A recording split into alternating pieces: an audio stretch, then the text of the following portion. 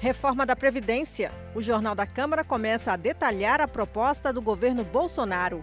Hoje, o que muda nas alíquotas de contribuição. Ministro do Desenvolvimento Regional fala à comissão externa que estuda a tragédia de Brumadinho. E encerrando a série especial sobre mobilidade urbana, uma constatação. A carteira de motorista tem cada vez menos prestígio entre os jovens. Eles querem alternativas ao uso do carro.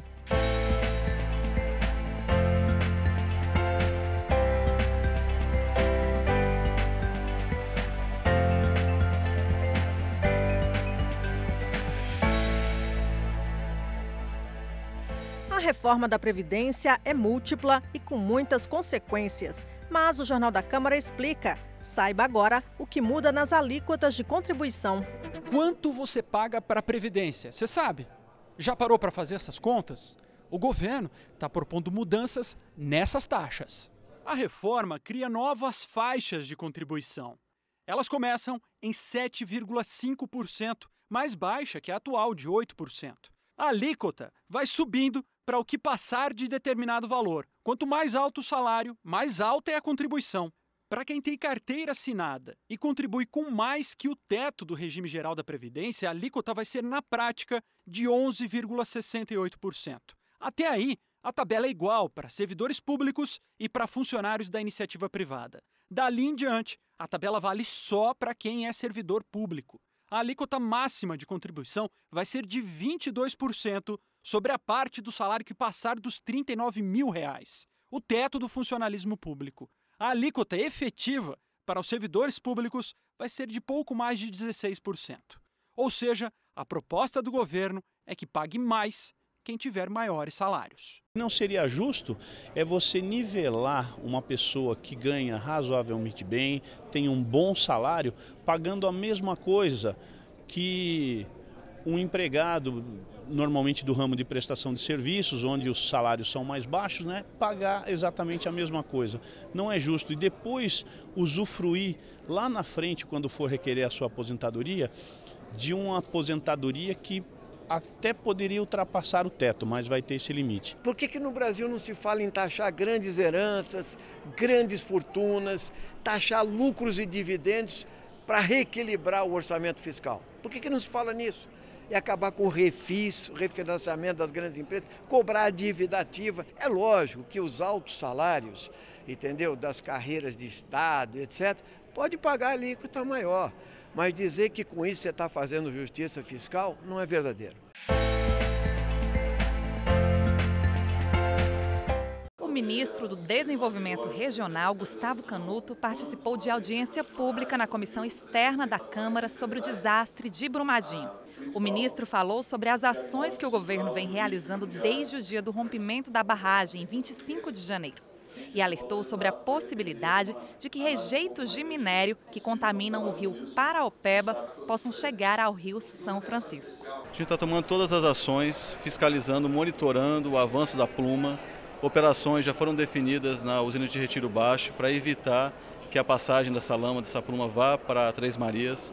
Mas a gente não pode afirmar que não haverá contaminação, porque isso depende do regime de chuvas e como a pluma vai se comportar ao longo do leito do rio.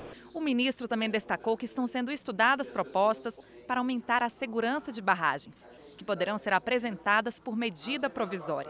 Principalmente a alteração do critério de classificação das barragens, para que seja mais evidente quando uma barragem está em risco, que a gente possa identificar isso e tomar as providências. Além disso, alterações que aumentem as sanções para o não cumprimento à lei de segurança de barragem. Então, essencialmente, essas são as duas mudanças. Além dos pontos que precisam ser mudados na legislação, o debate realizado na audiência levanta o triste cenário de Brumadinho.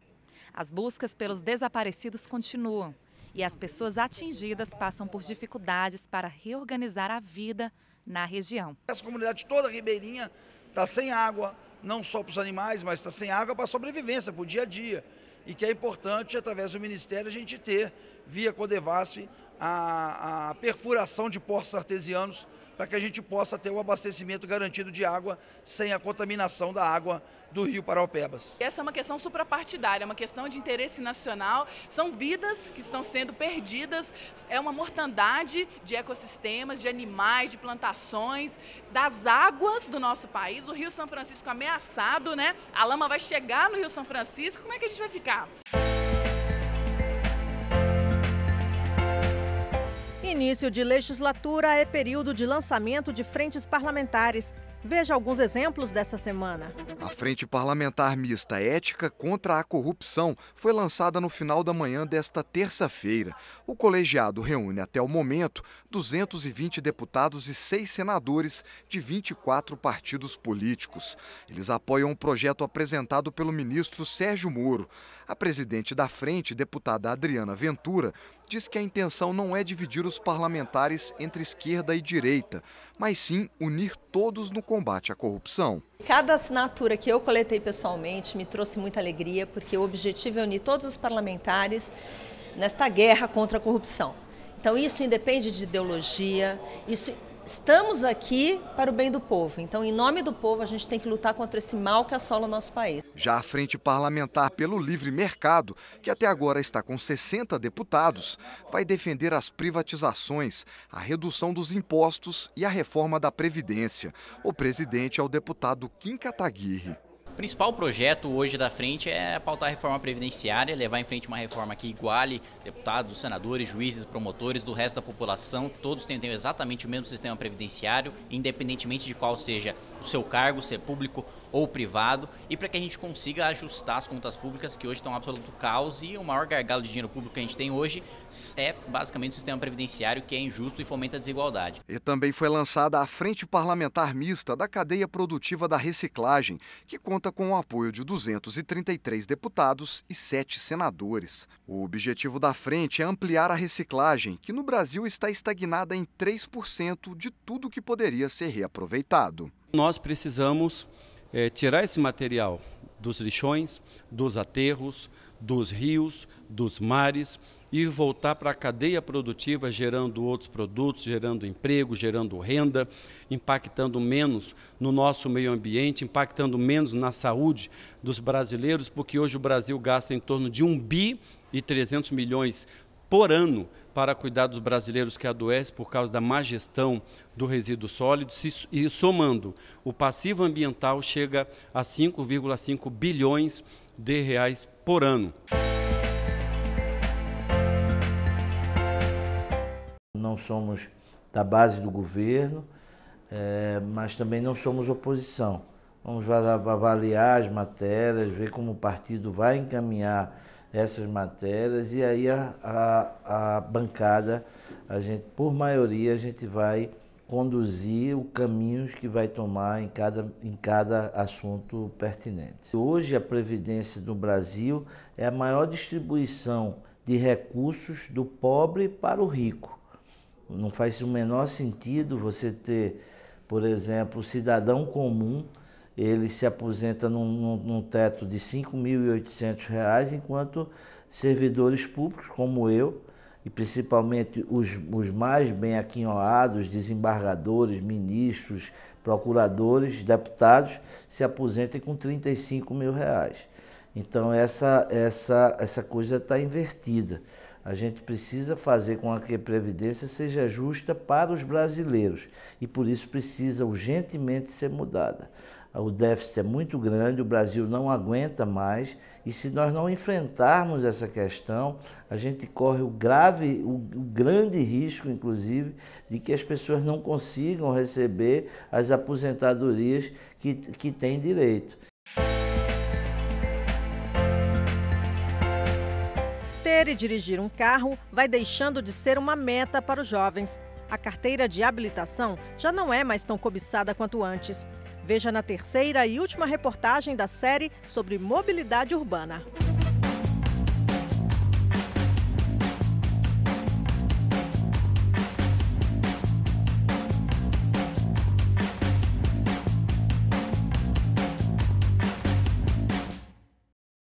Algumas coisas estão tão enraizadas em nossa cultura que muitas vezes nem nos damos conta do mal que elas causam.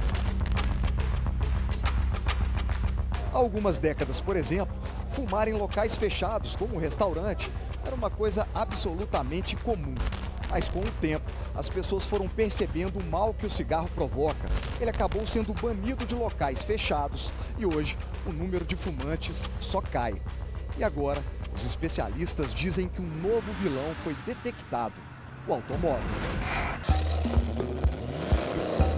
Há algumas décadas, o carro era símbolo máximo de poder, de riqueza e status. Mas agora, diante do trânsito pesado, da falta de vagas de estacionamento, da poluição do ar e sonora, os carros estão sendo questionados. Os críticos do automóvel dizem que um país rico de verdade não é aquele onde o pobre anda de carro, mas sim aquele onde o rico anda de transporte público. Existe uma mudança de mentalidade, o serviço de transporte, o serviço de mobilidade é entendido como um serviço e não como um bem. Ou seja, ter direito à mobilidade é diferente de ter propriedade do automóvel. Para jovens entre 18 e 25 anos, o número de carteiras emitidas caiu 20% entre 2014 e 2017, segundo dados do Denatran. Outra pesquisa da Universidade Mackenzie mostra que 55% dos jovens brasileiros de 18 a 24 anos não têm habilitação. E o fenômeno do desinteresse parece ser mundial. Nos Estados Unidos, o percentual de jovens do ensino médio habilitados caiu de 85% em 1996 para 71% em 2015. Na Inglaterra, 42% dos jovens entre 18 e 24 anos alegam total falta de interesse em dirigir. Se no passado o automóvel era garantia de status social, hoje muitos jovens parecem mais atraídos por artigos de tecnologia, como smartphones, por exemplo. A estudante Ellen Chaves não tem carteira de motorista e não pretende tirar. Eu mesma me sentiria cansada em passar horas e horas no trânsito, me esquentando a cabeça, perdendo a paciência ali. Então eu não vejo, pra mim, eu não sinto vontade em tirar a carteira, comprar um carro, como normalmente é a vontade de alguns jovens. O alto custo para se tirar a habilitação também afasta os jovens do volante. Em alguns estados do Brasil, a carta de motorista chega a custar mais de R$2.000. Mas o dinheiro não é o único fator. 65% das pessoas com menos de 40 anos dizem acreditar na viabilidade de outras alternativas em mobilidade urbana. Eu não tenho carro e as pessoas podem dizer, nossa, ela é pobre, né? Porque eles associam a pobreza.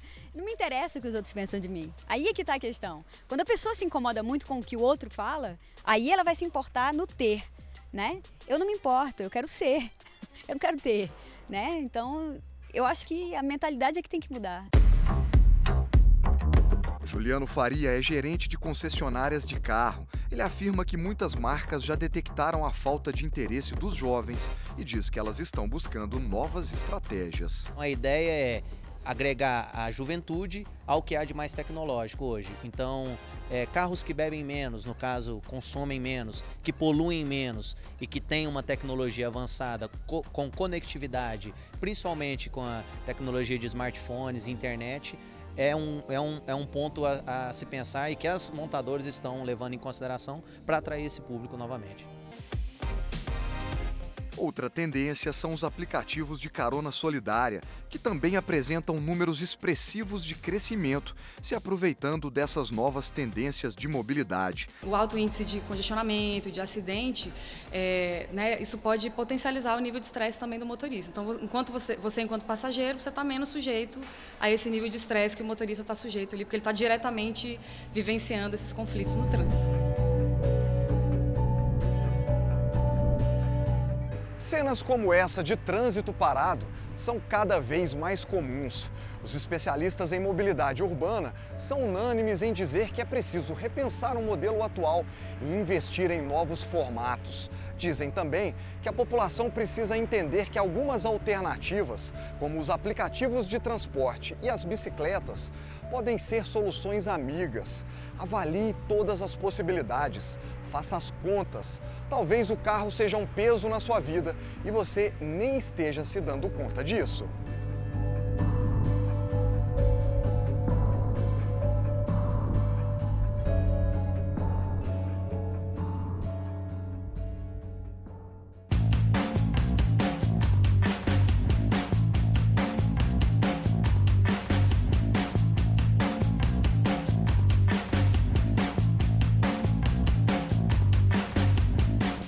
Esta edição termina com as imagens feitas pelos fotógrafos da Câmara durante a semana. O Jornal da Câmara volta na segunda-feira. E amanhã, às 8 da noite, você assiste a Revista da Câmara, com um resumo do noticiário da semana no Legislativo.